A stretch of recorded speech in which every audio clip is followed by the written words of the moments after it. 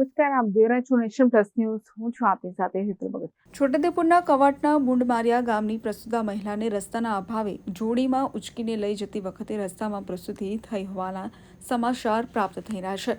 કવાંટ તાલુકાના બુંડમારિયા ગામના આમદા ફળિયાની મહિલાને સવારે 7 વાગ્યે પ્રસૂતિની પીડા ઉપડતા જોડીમાં ઉચકીને લઈ જતા રસ્તામાં પ્રસૂતિ થઈ છે. જોડીમાં ઉચકી લઈ જતા 3 કિલોમીટર દૂર પ્રસૂતિ થતાં બાળકનો જન્મ થયો છે. નસવાડીના સરિયાપાણી સુધી 108 આવી અને મહિલાને અડધો કિલોમીટર 108ના સ્ટ્રેચર પર ઉચકીને 108 સુધી લઈ જવાય છે. મહિલાને પ્રસૂતિ બાદ સારવાર માટે દુગ્ધા હોસ્પિટલ ખસેડાઈ છે, જેમાં રસ્તાના અભાવે વધુ એક મહિલાને જોડીમાં ઉચકીને લઈ જવાની ઘટના સામે આવી છે.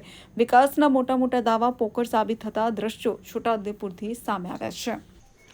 આજ રોજ બુંડમારિયા ગામે તારીખ 24/6/2025ના રોજ સગર્ભવતી સ્ત્રીને જોડીમાં લઈ જવામાં આવે છે. રસ્તાના હોવાના કારણે અમારે ચાલતા જવું પડે છે અને બહુ તકલીફ પડે છે. અમારા ગામમાં રસ્તો ના હોવાના કારણે આવી રીતે અમારે ચાલતા જવું પડે છે. અમારે ત્યાં આઝાદીના કેટલા 77-78 વર્ષ બાદ પણ રસ્તા નથી બનતા. રોડ રસ્તા ખરાબ હોવાના કારણે અમારા ત્યાં એમ્બ્યુલન્સ કે કંઈ પણ વાહન વ્યવહારની સુવિધા ઉપલબ્ધ નથી. આજે બુંડમારિયા ગામે સગર્ભવતી સ્ત્રીને જોડીમાં લઈ જતા હતા, જ્યારે રસ્તા ખરાબ હોવાના કારણે રસ્તામાં જ ડિલિવરી થઈ ગઈ છે. અમારે ત્યાં રસ્તા ખૂબ જ ખરાબ હોવાના કારણે 2 કે 3 કિલોમીટર ચાલતા જવું પડે છે, જેથી અમારે બહુ તકલીફ પડે છે અને સરકાર અમારે ગામમાં વહેલી તકે રસ્તા બનાવી આપે એ અમારી વિનંતી છે.